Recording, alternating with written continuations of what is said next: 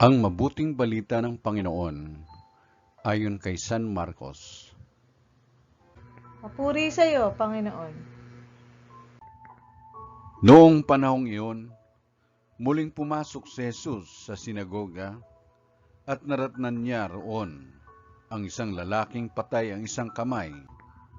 Kaya't binantayan si Jesus ng ilang taong naroon upang tingnan kung pagagalingin niya ang lalaking iyon sa araw ng pamamahinga para may maiparatang sila sa kanya.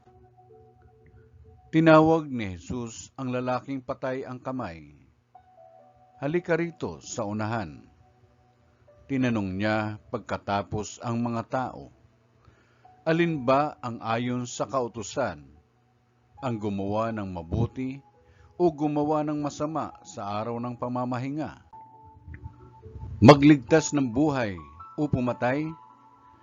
Ngunit hindi sila sumagot.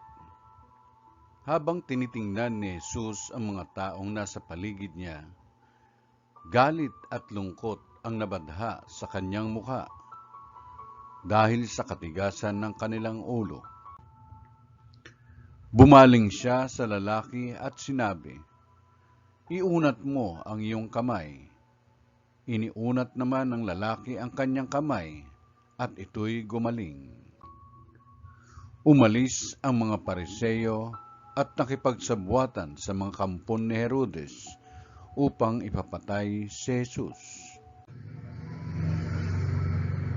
Ang mabuting balita ng Panginoon. Pinupuri ka namin, Panginoong Kristo.